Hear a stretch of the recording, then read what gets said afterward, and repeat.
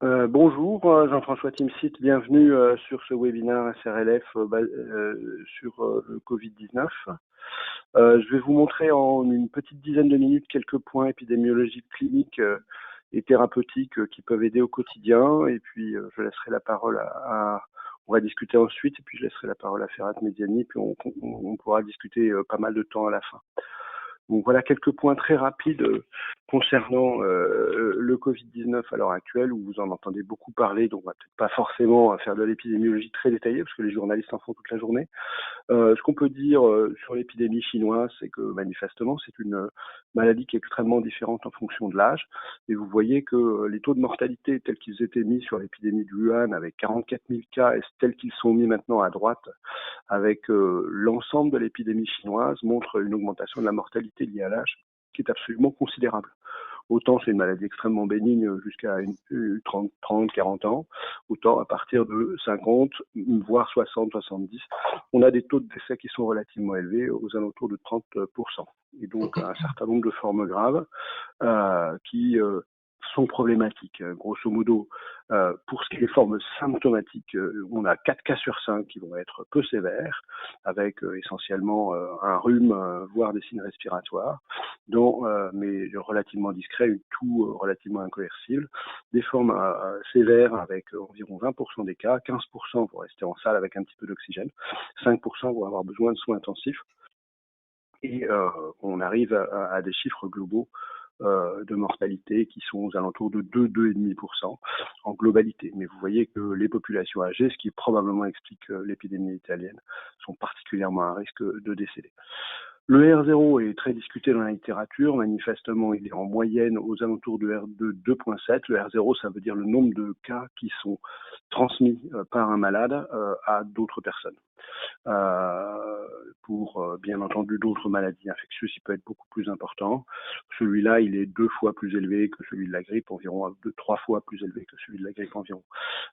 Il est assez stable. Manifestement, un certain nombre de malades sont des malades qui ont des charges virales très importantes et qui diffusent beaucoup. Et on a tous vu, ou on va voir, tous des clusters de familles. Et généralement, quand on voit arriver un membre de la famille, on voit arriver 3, 4, 5 membres de la famille très rapidement à la suite. Donc probablement un certain nombre de gens qu'on appelle des super spreaders, ce qui est tout à fait discutable comme terme, qui diffusent le virus de façon assez rapide. Alors voilà, l'épidémiologie, vous l'avez tous à la télé en permanence, donc il n'y a pas grand-chose de plus à dire. Vous connaissez l'épidémiologie française, grosso modo 1800 cas qui sont déclarés, probablement un tout petit retard des journalistes, mais qui n'est pas très important. Vous voyez que on suit la courbe épidémique, qui n'est pas une courbe épidémique très sympathique, qui est une courbe d'évolution exponentielle, qui est exactement la même que celle qu'on voit en Italie, qui est vous voyez, dans d'autres pays, on n'est pas meilleur ou moins bon que d'autres. Vous voyez, par exemple, je vous ai mis la Suisse ici. Vous voyez qu'ils commencent à démarrer. Ils ont démarré environ une semaine après nous. Et ils démarrent en montant de façon importante. Ce qui est intéressant à voir, c'est la comparaison avec... alors, je vais essayer de pousser ça pour que vous voyez bien. C'est la comparaison avec la Corée du Sud, où vous voyez qu'ils ont eu une stratégie qui était tout à fait différente de celle de l'ensemble des pays, c'est-à-dire c'était d'abord un cluster initial qui était une secte, où il y a eu 4 ou 5 000 personnes qui priaient l'un à côté de l'autre à 10 cm de distance en chantant pendant 2 heures.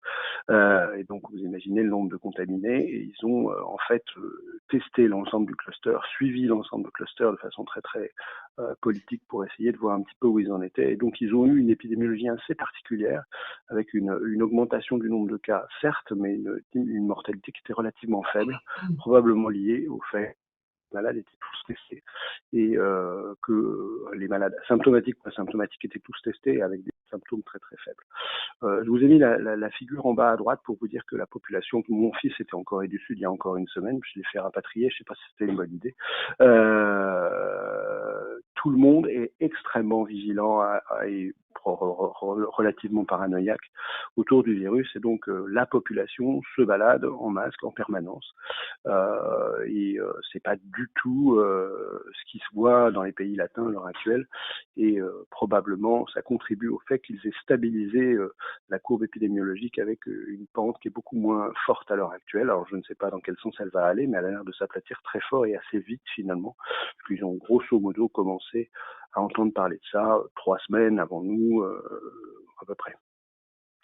La courbe épidémique que vous connaissez en Chine, qu'on a tous vu, est assez particulière, parce que vous voyez le pic épidémique a été atteint fin janvier.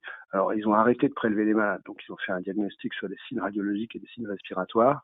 Donc, probablement ça a dû un petit peu changer les chiffres, mais on voit bien un aplatissement de la courbe. Alors je ne sais pas si elle est effectivement en descente telle que ça apparaît dans leurs chiffres, ou si elle est plate et elle va durer un certain nombre de mois. On le saura un petit peu plus tard. La proportion de malades asymptomatiques est très difficile à estimer. Au début, elle était considérée comme étant de 4 cas sur 5. Dans la seule estimation dont on dispose sur une ambiance fermée, qui est celle du bateau Diamond Princess, le nombre d'asymptomatiques est de 34%. À pondérer quand même, parce qu'il y avait une population qui est relativement âgée dans ce bateau, donc on peut imaginer que la proportion de patients symptomatiques est plus importante dans la population générale. Et à mon avis, on doit être probablement plus élevé que ça. La question qui se pose, c'est est-ce que ces malades sont colonisants et contaminants? Il y a eu beaucoup de fake news au début sur le fait qu'il y avait une contamination importante. Manifestement, les malades très asymptomatiques ont une propension à contaminer qui est relativement faible. Les malades paucisymptomatiques, par contre, peuvent être des gros excréteurs de virus. Voilà les datas d'hier soir sur les clusters français. Vous voyez qu'il y a un certain nombre de clusters, en particulier ceux que vous connaissez, Haute-Savoie, Haut-Rhin, l'Oise, la région parisienne maintenant, le Morbihan. Puis on entend parler d'un certain nombre de clusters, et je vous ai mis à gauche les zones de défense avec les ESR de type 1, où il y a bien entendu dans toutes les zones de défense des établissements de santé qui sont dédiés à ce type de risque biologique et épidémiologique.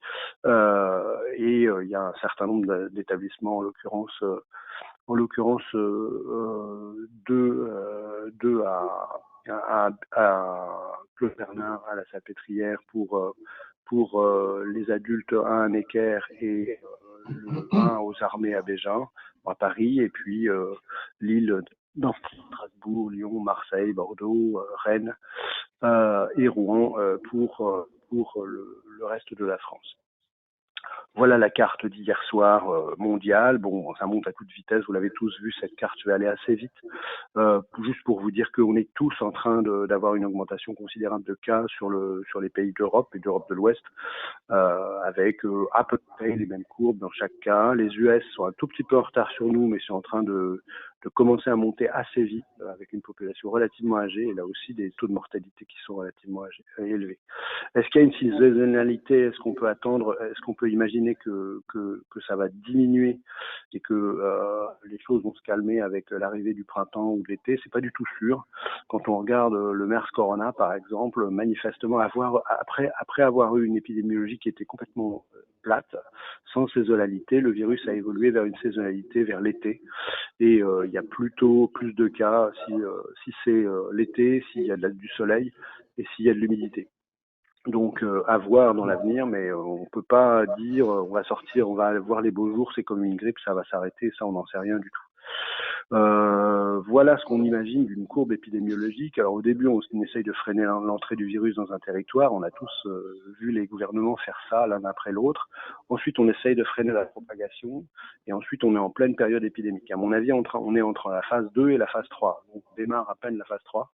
Et donc, on s'attend à une catastrophe sanitaire. Et donc, à avoir un boulot absolument délirant, beaucoup de morts, beaucoup de pleurs et de larmes, et ça va être très très compliqué, sans faire de catastrophisme particulier, je pense. Donc le propre de ce début de phase 3, et pour nous, ce qui est très important en tant que professionnels de santé, c'est que généralement on n'arrive pas à contraindre l'épidémie, elle va avoir lieu, mais ce qu'on sait faire, ou ce qu'on peut faire, en améliorant la prévention, c'est étaler. la période épidémique et de ne pas avoir des pics très élevés, mais par contre des durées d'épidémie qui peuvent être relativement plus longues et donc plus étalées, donc plus supportables pour un système de santé. On s'attend de toute façon à au moins 4 ou 5 mois de pic épidémique et on est à peine au tout début de l'histoire à mon avis et à la vie de tout le monde d'ailleurs. Alors, qu'est-ce qu'il faut savoir sur le virus très vite? Alors, il y a des choses toutes simples qu'il faut retenir, c'est que l'incubation, c'est entre 2 et 14 jours. Alors, vous avez ce schéma qu'a fait Xavier Lescure, qui est assez simple, qui se retient assez vite. 14 jours de délai d'incubation maximum, 14 jours de durée de contagiosité. Ça, c'est des choses qui sont importantes pour savoir ce que vous allez faire des malades, ce qu'on va pouvoir faire si on veut pour l'éviction des patients. Alors, probablement les nôtres ont l'air d'excréter plus longtemps et je vous montrerai un peu les chiffres. La durée d'infectiosité sur une paillasse du virus est de quelques minutes à 4 heures. Et donc, si le virus est dans l'environnement, il reste vivant pendant environ 4 heures. C'est aussi la durée d'efficacité des masques FFP2. Et donc, avec ces 14 et 4 jours, vous avez grosso modo tout ce qu'il faut savoir sur la prophylaxie et la limitation de la contagiosité. Alors, ce que je vous ai pas dit, mais ce que vous avez certainement entendu, c'est que c'est très probablement une maladie qui se transmet essentiellement par les gouttelettes. Il y a des gouttelettes qui peuvent contenir du virus qui sont parfois très très petites, jusqu'à 0,18 microns, pour lesquelles il faut donc des masques plutôt particuliers de type FFP2, qui sont suffisants, et c'est pas la peine d'aller jusqu'au FFP3, ça ne sert à rien. Le masque chirurgical, par contre, protège pour l'essentiel de la contamination, et on considère que le masque chirurgical sur un malade, en particulier, qui lui a au départ des gouttelettes qui sont relativement importantes, va protéger à 99,9, en tout cas va diminuer considérablement le passage des virus dans l'environnement. Donc une des possibilités est de masquer les malades pour essayer de diminuer la contamination au départ, mais on va reparler. Alors les caractéristiques des malades, les voilà grosso modo sur l'épidémie chinoise. Vous voyez que grosso modo 20% des malades vont passer en réa, c'est plutôt les malades sévères, plutôt des hommes. Ils sont plutôt âgés, c'est ce qu'on a dit tout à l'heure. Sur celle de la contamination du personnel, vous voyez que la contamination du personnel, c'est très embêtant. Et il y a beaucoup de personnel qui sont contaminés, et donc beaucoup de personnel qui vont à la maison pendant 15 jours, ce qui est un gros problème. Par contre, la gravité est plutôt moins importante chez les patients, chez le personnel, où il y a relativement peu de cas graves, vous voyez, dans la série. Tout ça probablement lié à l'âge, plus qu'à autre chose. Bien entendu, les comorbides sont très importants et on voit de plus en plus de patients relativement obèses ou en grand surpoids. Et je pense que c'est un autre facteur de risque qui est pas très bien décrit dans l'épidémie chinoise, parce qu'ils sont probablement pas très obèses, mais qu'on voit apparaître en Europe, qui est tout à fait important. Alors les signes d'appel, ils sont très simples, hein. C'est un gros rhume avec de la fièvre. Vous voyez qu'il y a quand même quelques signes digestifs. Parfois des diarrhées, des vomissements, et puis rien d'extraordinaire, un petit peu de douleur abdominale. Donc il ne faut pas se faire piéger par certains malades qui ont quand même quelques douleurs abdominales, qui sont partis sur une exploration digestive, et chez qui on s'aperçoit en regardant bien la radio qu'ils ont un syndrome interstitiel. Donc faites attention, c'est ces malades-là qui, dans certains cas, ont contaminé les urgences. Donc un des leitmotifs pour moi, c'est de ne plus jamais aller voir un malade qui est aux urgences, dans l'hôpital, pour n'importe quelle forme sévère que ce soit, en tout cas pour nous, mais c'est probablement vrai aussi pour tous les urgentistes, sans masque de type chirurgical.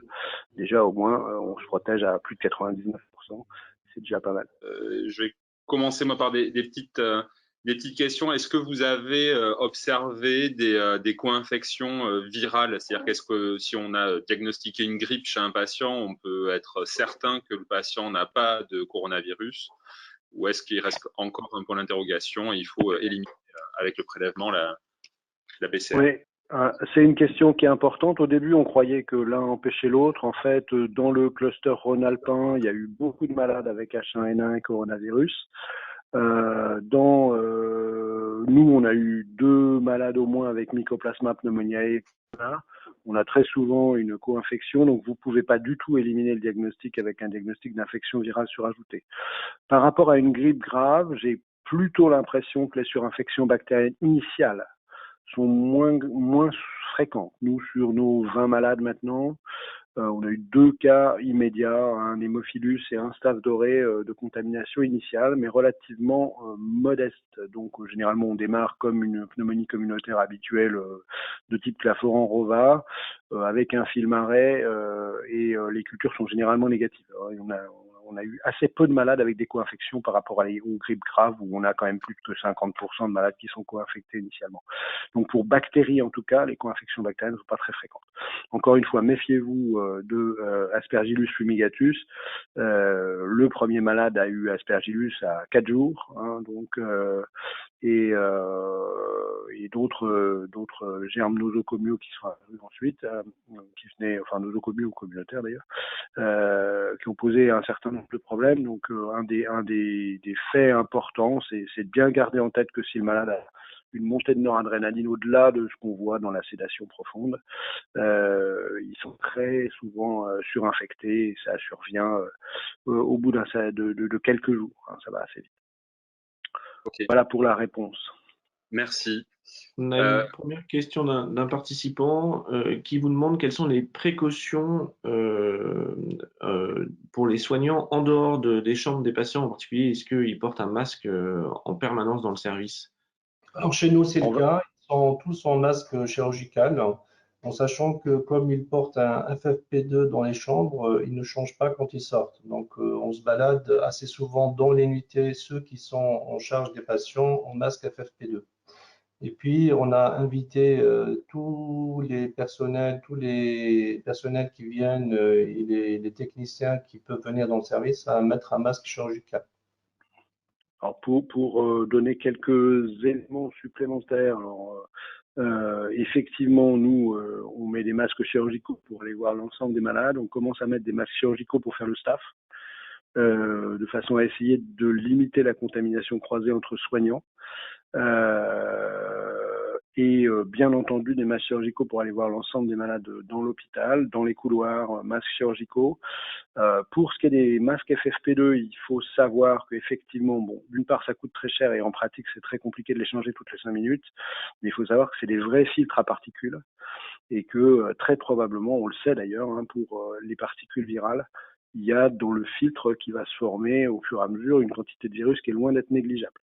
Donc c'est compliqué de savoir s'il faut garder les FFP2 entre les différents malades. Nous, ce qu'on fait, c'est que quand on fait les tours, que les infirmières font 10 malades de suite, elles gardent leur FFP2, mais ensuite on leur recommande de l'enlever. Il y a d'autres qui mettent le masque FFP2 et un masque chirurgical par-dessus. Je suis pas sûr qu'on diminue pas l'efficacité du FFP2 en faisant ça. Donc chacun a sa façon de faire les choses. Il n'y a pas de recommandation très claire à l'heure actuelle.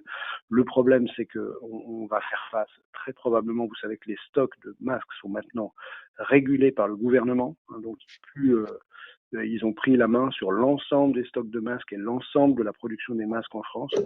On s'attend à une crise sanitaire absolument majeure et à être tous dans le rouge dans 2 semaines. Donc c'est pas quelque chose qui va nous épargner et qui va vous épargner.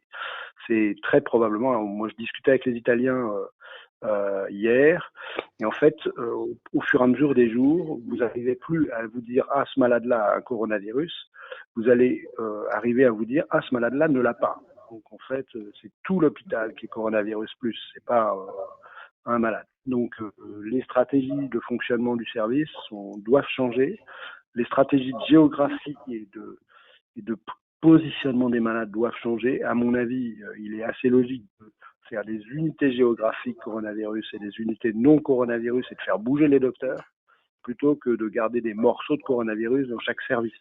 Ça me paraît plus intelligent et plus logique. Mais par contre, on a effectivement déjà commencé à bien sûr, comme Ferrat, doubler les gardes, impliquer nos collègues anesthésistes réanimateurs. On arrête de jouer là. On n'est pas du tout dans une stratégie où on peut, je pense qu'on rentre dans une médecine de catastrophe là, donc on est très clair. Je suis pas catastrophiste. Hein. Là, il y a eu déjà cellule de crise hier soir. On a arrêté toute la programmation de l'ensemble des malades. On a complètement transformé la salle de réveil en salle de réanimation. Moi, j'ai étendu mon service de 20 à 26 cette nuit, 32 possibles, puis 38. L'ensemble de la réachir a basculé sur une salle de réveil qui a été complètement condamnée et la SSPI se fait des blocs opératoires en limitant, enfin on a complètement annulé l'ensemble du programme programmé, sauf la chirurgie oncologique et la chirurgie cardiaque de pontage. C'est tout ce qui reste. Et ça va nous tomber dessus l'un derrière l'autre, tous. Donc la dernière chose que je voulais rajouter, c'est que la communication avec les équipes de soins est très importante. La participation de l'équipe d'hygiène est fondamentale. Il faut que vous ayez des bonnes relations avec eux. Avec le service de maladies infectieuses est fondamental et très vite avec vos collègues. Au début, ils se sentent complètement exclus du problème. Ils se disent, ouais, ils nous emmerdent avec leurs trucs. Et ça va pas durer et il va falloir communiquer avec eux, leur apprendre ce que c'est cette maladie. Ils vont devoir mettre la main à la pâte. Ils vont pas rester à l'extérieur. Je crois franchement qu'on fait pas de catastrophisme. Une première question sur le moment où on peut lever l'isolement, et puis une question en lien, est-ce qu'on peut se réinfecter au coronavirus? Pour lever d'isolement, plus les malades sont graves et plus ils excrètent. Donc probablement au moins 14 jours et ce qui était recommandé pour l'instant, c'était 14 jours de RT-PCR négatif. Ça c'est la première, c'est relativement, enfin 2 PCR à 7 jours d'intervalle. Ça fait pas tout à fait 14 jours de PCR négatif. Donc c'est assez long. On ne sait pas encore si ces virus sont vivants ou morts. Donc on va apprendre ça dans quelques jours, je pense. La deuxième question c'était? Est-ce qu'on peut se réinfecter? Alors oui, il semblerait qu'en Chine, il y a eu un certain nombre de cas de réinfection. Alors, on ne sait pas s'ils sont partis trop tôt et qu'ils sont finalement eu une récurrence, mais toujours est-il que les virus qui ont été isolés étaient génétiquement un peu différents. Il n'est pas du tout sûr qu'on ait une protection complète. Donc c'est peut-être un peu comme la grippe. On est complètement naïf au début. On a une protection partielle et probablement une réinfection possible l'année d'après, donc ça doit marcher à peu près pareil. Mais oui, réinfection possible. On a pas mal de questions toujours sur les précautions contact et hygiène. On a des questions, est-ce qu'il faut utiliser une tenue à usage unique, donc jetable? Est-ce qu'il faut porter des gants? Non seulement il faut que ça soit à usage unique, mais il faut qu'elle soit imperméable, notamment quand on prend en charge et quand on est au contact du patient. Quand on rentre dans la chambre et qu'on fait d'autres soins qu'on peut faire une infirmière pour préparer un pousse-seringue ou des choses, on n'a pas forcément besoin de ce matériel-là, mais on a besoin de surblouses qui soient imperméables. Et les gants, c'est impératif. Et le déshabillage dans la chambre et la sortie de la chambre est très important parce que les procédures veulent qu'on essaie d'éviter de toucher avec des objets souillés les clenches pour rentrer et sortir de la chambre. On voit, vous nous avez présenté les données chinoises, on a parfois l'impression qu'il y a un petit peu de décalage entre ce que vous présentez, vous, dans vos réanimations et les données chinoises. Est-ce que vous, c'est une impression que vous partagez? Est-ce que vous avez plus d'informations sur les données italiennes? Est-ce que on peut comparer les données chinoises, italiennes, françaises? Je pense qu'on va, les Italiens ont ricané, enfin les Chinois au début ont ricané un peu, on se disait mais ils n'ont pas très bien fait. En fait, ils ont fait très paramilitaire. Mais pas si mal. Les Italiens, ils ont une mortalité importante. Ils étaient complètement dépassés par les événements au début, avec beaucoup de contamination du personnel et probablement une contamination nosocomiale qui était loin d'être négligeable. Et ils ont une mortalité élevée parce que les malades sont plus vieux qu'en Chine. Et avec une casse assez effroyable. Ce qu'on voit, c'est que c'est des ARDS qui sont assez longs. Hein. C'est des malades qui sont, comme on a pris, comme Ferrat, des malades entre 30 et 70 ans. C'est des malades qui sont des malades qu'on va garder très longtemps. Pour l'instant, on n'a extubé personne. Pour l'instant, les morts n'ont été que des limitations thérapeutiques sur des vieilles personnes qu'on a décidé de ne pas ventiler invasivement. Donc, on est parti pour des semaines et c'est très très embolisant. Donc, il y a et malheureusement, ce qu'on voit, c'est que les formes sur lesquelles on aurait de l'oxygène et on se dit bah ouais, ça va passer, on va les sortir. Bah nous, au bout de 3 jours, ils s'aggravent et on les ventile. Et ils terminent tous intubés, ventilés avec 14 de PEP et en DV. Hein. Donc c'est un vrai problème. Et vous avez pour l'instant des patients qui ont présenté un SDRA et qui ont été extubés et qui sont guéris? On a eu Un seul à Pour Strasbourg. l'instant, aucun malade intubé qui a été extubé et guéri. Le malade que je vous ai montré tout à l'heure est un malade qui est allé jusqu'à un optiflow important. Il a 30 balais, il est très monodéfaillant et il est passé à travers. Mais les autres malades, pour l'instant, on a eu une autre malade chinois qui est mort et puis deux fins de vie, enfin des gens de plus de 80 ans qu'on a décidé de ne pas ventiler qui sont décédés. Nous, on a constaté une évolution favorable, je dirais pas guérison, une jeune patiente qu'on a extubée et qui est partie dans le service de maladies infectieuses.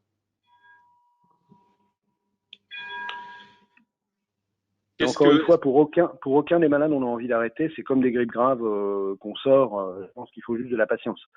Mais la question, c'est comment on fait pour, avec de la patience, arriver à gérer une crise comme ça. Hein. Il faut bien que vous imaginiez que on a un téléphone REP, bien sûr, qui sonne toutes les 10 minutes, à la fois pour donner des conseils aux copains et aux médecins traitants et à tous les anglais, aux familles et à prendre des malades, et qu'on sature le système à une vitesse extraordinaire. Donc, on va tous être touchés très très vite, il n'y a pas de problème. La question est de savoir s'il faut regrouper les cas dans certains centres de référence et éventuellement faire des petites unités partout qui sont capables de gérer 2 à 5 malades sans trop désorganiser l'hôpital. En tout cas, je parle que des soins critiques, bien sûr. Ou il faut en mettre partout. Et peut-être qu'on va arriver à faire ça de toute façon. Il n'y aura pas de possibilité de faire autrement. Mais c'est la question actuelle qui se pose très nettement. Je pense que pour l'instant, il faut profiter de notre expérience, venir nous voir, venir voir comment on bosse, passer quelques heures avec nous, voir comment est le circuit, pour que vous prépariez le mieux possible à prendre en charge ces malades et puis par imbibition comme ça, arriver à avancer. Qu'est-ce que vous faites s'il y a un personnel qui arrive le matin avec des symptômes respiratoires? S'il a des symptômes respiratoires et qu'il est contact et qu'il a de la fièvre et des signes respiratoires, donc une température, on l'envoie au REP pour se faire prélever. Donc c'est des malades qu'on prélevait. Et ils sont en éviction tant qu'on n'a pas le résultat. On fait à l'heure actuelle 4 runs par jour, ce qui prend 5 heures par run. Et donc on a grosso modo 200 tests disponibles à Bichard. Il y a des tests rapides qui se mettent en place. Il y a une machine qui est en cours de test et qui fonctionne bien, qui est un point of care, qui marche en 1h15. Mais pour l'instant, c'est malade par malade, donc qui est assez long. Il faut mettre plein de machines et qui pourrait être très probablement, très rapidement utilisé un peu partout. Mais bien sûr, éviction tant que vous n'avez pas le résultat. Et si négatif, on les reprend. On prélève pas les malades asymptomatiques ni les personnels asymptomatiques. Grosso modo, pour le personnel, faut être assez rassurant, quoi. Je veux dire, c'est un rhume, quoi. Hein.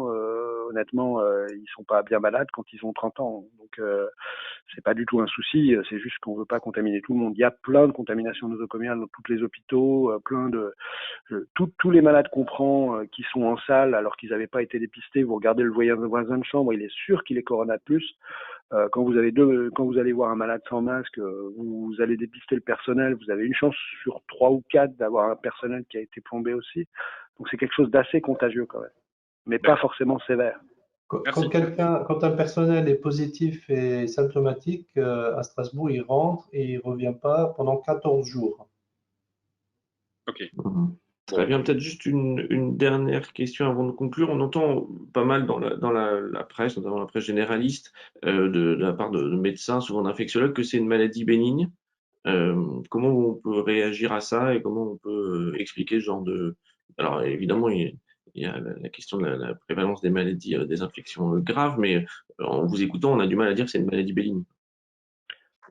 Je pense qu'il y a 80% de formes asymptomatiques ou symptomatiques, 15% qu'on va pas voir, qui vont avoir un peu d'oxygène et qui vont partir tout de suite, donc il en reste plus que 5%. Donc nous, on va pas voir plus que 4 ou 5%, donc effectivement, c'est une maladie bénigne. Les petits, ça c'est important à noter pour les infirmières qui sont souvent un peu inquiètes de ça. Les petits, c'est vraiment de la maladie infantile qui fait pas grand-chose, quoi. Il y a eu quasiment aucun mort dans le monde qui soit des petits. Et donc ça c'est vraiment important. Les réas pédiatriques vont pas être impactés, donc pourront peut-être nous donner un coup de main aussi.